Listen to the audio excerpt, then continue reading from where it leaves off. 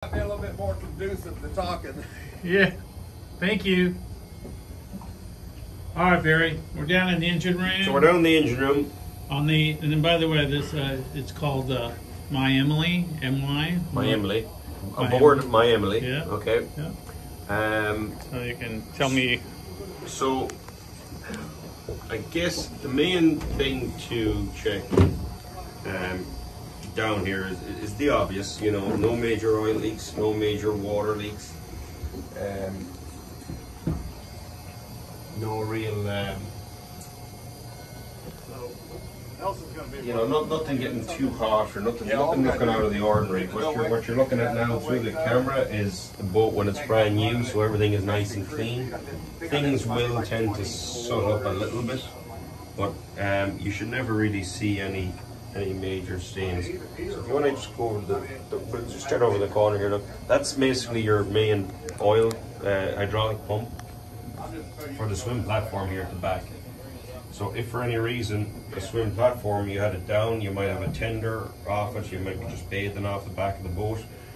The black handle here can operate that pump manually in case the electronic side of it ever were to fail or were to stop. There's a little bit of a process to this. Again, in the owner's manual will explain exactly the procedures and what you do. But right now, I'm just going to, you know, let you know that there is a hydraulic manual override kind of function. This little pump here is for your trim tabs, so you can kind of balance the boat out while you're underway. Over here, then, this is all the exhaust side of the generator. That's over here. This system basically, you won't see the exhaust water of the generator coming out of the side of the boat like you would in some conventional ones. This is a kind of a silent system, so it just quietens down the generator as much as possible. So there's obviously seacocks here for service and for you know, different safety reasons. But that's all these pipes here is generally just the exhaust for the generator. The generator is what powers all your shore power while at sea. There is manual controls and a display screen here that can tell you faults, system status. Obviously the red is a main emergency button. One thing I'm going to show you here, if you do have a fault, this auto button in the middle, if you're not been able to start it up by the dash or up by the inside in the cabin, that auto function may not be on. So you can start and run the generator from here if you're getting a problem from the controls there. But generally looking at it, auto button should be selected. Here's your engine hours, keep an eye on those for service, and you can toggle through different faults or anything like that if it shows up. To inspect the oil level on the generator, simply pop these two buttons here, bring this out, and that'll lift free. So from there you can, the little yellow dipstick behind the fuel filter, yeah, you got it inside there, just beside the little blue header tank. So again, not really much to worry about in here, unless you see any oil leaks down here in the pan, down at the bottom. There should be no reason that the unit should burn too much oil, but it's obviously advisable to check the oil level pretty regularly. This would need a service probably about 100 hours. Yeah, I'd have to double check that. So you're at 45 hours. They're about 45 hours, yeah. Some require an initial service at 20 to 50 hours. Not all of them do. Some of them do, some of them don't. But keep in mind that these generators do run quite a lot.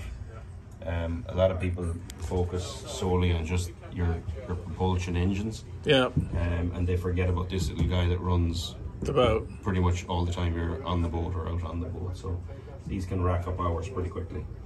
So we bring it down to MarineMax to service, or yeah, or you guys come up there to service it? For something like this, we could probably run up there, okay, and take care of it up there for you. Okay. So the beauty about this boat as well, it's actually fitted with a reverso oil exchange pump. So basically what this is, it's plugged into the two engines, the two Volvo engines and the generator, and it just aids in the service team changing oil. So you're not kind of here with sucking tanks or trying to find a drain plug. Basically this little pump will pump the old oil out of the generator into a bucket or something from the hose over here that's hooked up, and then you suck in the new oil back in. So it just adds. It's really convenient for servicing. Good. It saves a lot of time and a lot of mess. These are your two main battery chargers for your house batteries. Well, one is for your house battery, one would be for your engine batteries. Okay. So these two guys, you'd probably would be the only things you may want to leave on the shore power when you're leaving the boat, so that the batteries are going to stay charged. If, for example, you forgot to knock off some of your DC switches, so long as these are on, then it's not going to run the batteries down. Should be good. Yeah. Okay, so moving around this way, you've got three main fuel filters here. Over here, the red ones? Yeah. So obviously the two larger ones are for the two main engines, and the center one is for the generator. You shouldn't, if in the unlikely event you got a lot of water possibly in the fuel or contaminants, you can see it through these clear bowls. So the diesel is obviously red in colour. If you got some water, you might see it down at the bottom of the clear bowl. So these will actually hold the water and not let it run into the engines if water were to get into the tanks. They're still taking pictures down so here. they're, you know, we have filters in here we replace annually, obviously. Okay.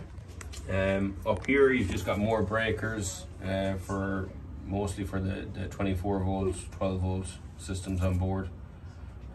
If a breaker pops, you'll see it through the little clear button here.